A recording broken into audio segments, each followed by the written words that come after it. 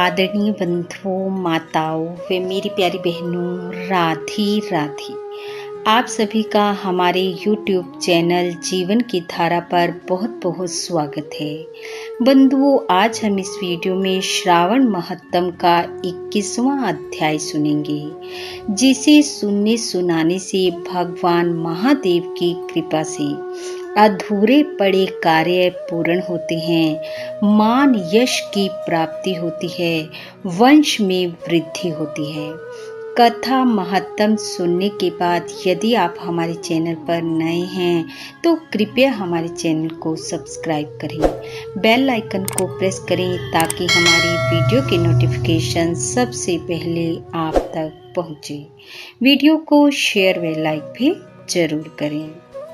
बंधुओं, आज के अध्याय में भगवान महादेव श्री सनत कुमार को श्रावण पूर्णिमा का महत्तम सुना रहे हैं। सनत कुमार ने भगवान शंकर से पूछा, हे प्रभु, आप अब मुझे पूर्णमासी की विधि बताने की कृपा करें।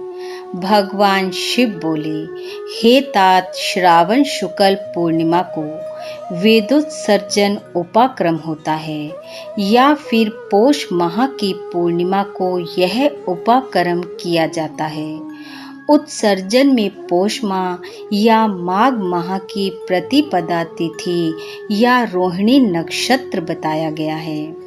दूसरा समय अपनी अपनी शाखा के अनुसार उत्सर्जन तथा उपाक्रम दोनों एक ही समय करने उत्तम कहे गए हैं। इसलिए श्रावण मास पूर्णिमा के दिन उत्सर्जन उचित है तथा बृहच शाखर्ती उपाक्रम में श्रवण नक्षत्र उचित है।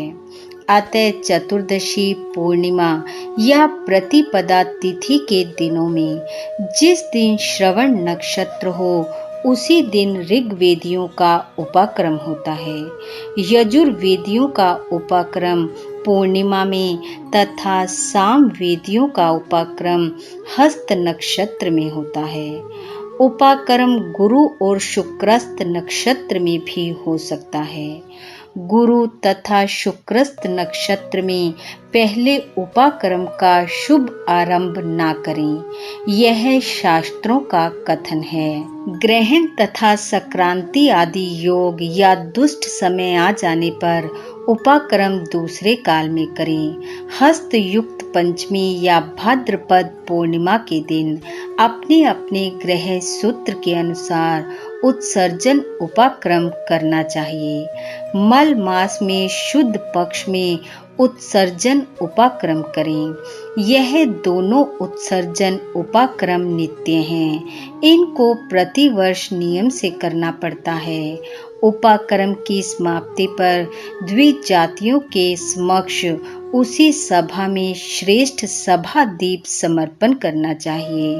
उसे आचार्य या अन्य ब्राह्मण को दे देना चाहिए।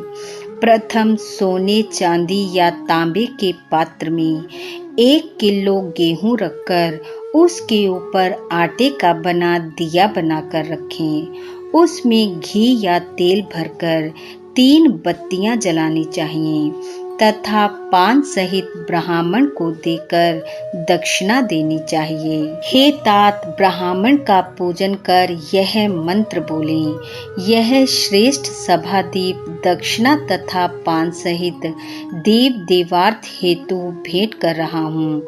मेरे सभी मनोरथ पूर्ण हों तथा पुत्र पौत्र आदि का भविष्य उज्जवल हो, यश की वृद्धि हो। इस प्रकार 5 वर्ष पश्चात उद्यापन करना न भूलें। ब्राह्मण को यथाशक्ति दक्षिणा देकर विदा करना चाहिए। उसी रात को श्रावणी कर्म करना चाहिए। उसी के समीप सर्प बलि देनी चाहिए। ये दोनों कार्य अपने अपने ग्रह सूत्रों को देखकर करने चाहिए। इसी तिथि में भगवान हयग्रीव का अवतार हुआ था।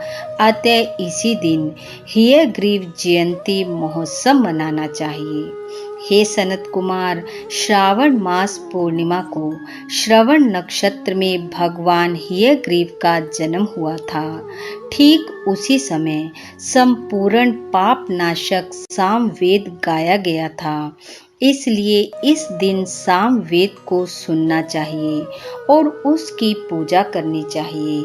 वहां अपने बंधु बांधवों तथा मित्रों के साथ भोजन करना चाहिए और मनोविनोद के खेल खेलने चाहिए।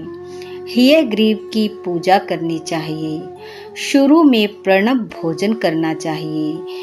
उसके बाद भगवते तथा धर्ममय कहकर चतुर्थ अंतर आत्म विशोधन शब्द की योजना करनी चाहिए। अंत में नमे शब्द का उच्चारण करना चाहिए। यह 18 अक्षरों का मंत्र सब सिद्धियों को प्रदान करने वाला है तथा वश मोहन आदि प्रयोगों का यह एक ही साधक मंत्र है। इसका पुरुष चरण अक्षर संख्या के अनुसार 18 लाख या 18,000 है, परंतु इस कलयुग में इसका चौगुना पाठ करना चाहिए। इस प्रकार करने से भगवान हयग्रीव प्रसन्न होते हैं और सभी कामना पूर्ण कर देते हैं। भगवान महादेव कहने लगे, हे तात, इसी दिन रक्षा बंधन का पर्व मनाया जाता है। यह सब रोगों का नाश करने वाला तथा अशुभों का नाश करने वाला है। हे सनत कुमार, इसके विषय में मैं तुम्हें एक पुराना इतिहास सुनाता हूँ। पहले इंद्राणी ने इंद्र की जय के लिए इसे किया था। पुराने समय में देव और असुरों में संग्राम छिड़ गया था जो 12 वर्ष तक चला। इंद्राणी ने उसी समय इंद्र को थका जानकर कहा, हे देव, आज चतुर्दशी है। कल सुबह मैं रक्षा बंधन करूंगी, जिसके करने से आप अजय हो जाएंगे। इतना कहकर इंद्राणी ने पूर्णिमा के दिन मंगल आदि कर हर्ष देने वाली रक्षा को इंद्र के दाहिने हाथ में बांध दिया। इंद्र ने रक्षा बंधवाकर ब्राह्मणों के साथ स्वास्ति वाचन किया और इसके बाद असुर सेना पर आक्रमण कर दिया। देखते ही देखते इंद्र ने बलशाली असुरों पर विजय प्राप्त कर ली। भगवान भोलेनाथ बोले, हे सनत कुमार, श्रावण मास की पूर्णिमा के दिन मनुष्य को प्रातःकाल श्रुति स्मृति विधान द्वारा स्नान करना चाहिए। संध्या जप आदि करके पितृ देवता और ऋषि तर्पण करना चाहिए। सोने के पात्र की सुरक्षा बनाकर उसको स्वर्ण के सूत्र से बांधकर मोती आदि द्वारा विभूषित स्वच्छ रेशम के बने विचित्र ग्रंथि युक्त पत्र गुच्छों से सुशोभित सरसों चावलों को अंदर रखकर आकर्षक बनाना चाहिए। वहां कलश रखकर उसके ऊपर पूर्ण पात्र में रक्षा रखनी चाहिए। सुंदर आसन पर सगे संबंधियों सहित बैठकर मंगल गान करना चाहिए। इसके बाद येन बद्धो बलि राजा दानवेंद्रो महाबला तेन त्वाम प्रति बदनामी रक्षे माचल माचला मंत्र का उच्चारण करना चाहिए।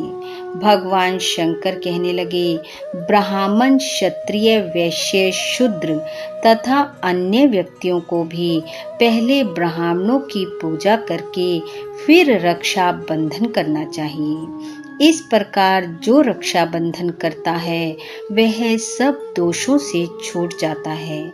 परंतु रक्षा बंधन का कार्य भद्रा नक्षत्र में कदापि नहीं करना चाहिए। भद्रा नक्षत्र में इसको करने से विपरीत फल प्राप्त होता है। हे सनत कुमार, इस प्रकार मैंने तुम्हें श्रावण पूर्णिमा का महत्व कह सुनाया। अब तुम और क्या सुनना चाहते हो? इति श्रावण महत्तम 21वां अध्याय समापत। बोलो शंकर भगवान की जय। बंधु, भगवान महादेव की कृपा आप व आपके परिवार पर सदैव बनी रहे। आपका घर आंगन खुशियों से महकता रहे। इन्हीं शुभकामनाओं के साथ आप सबका बहुत बहुत धन्यवाद। राधे राधे।